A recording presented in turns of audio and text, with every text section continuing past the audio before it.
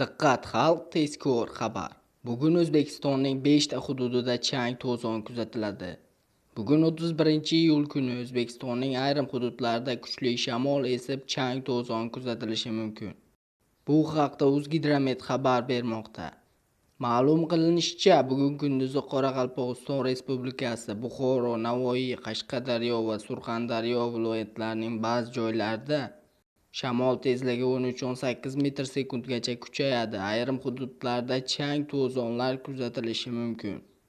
Eslatib o'tamiz, avvalroq O'zbekistonda avgust oyi quruq va biroz issiq ob-havo bilan boshlanishi, shuningdek oyning ilk kunlarida ayrim hududlarda havo harorati 43 darajagacha ko'tarilishi, keyinchalik esa 3-5 darajaga pasayishi kutilayotgani xabar berilgan edi.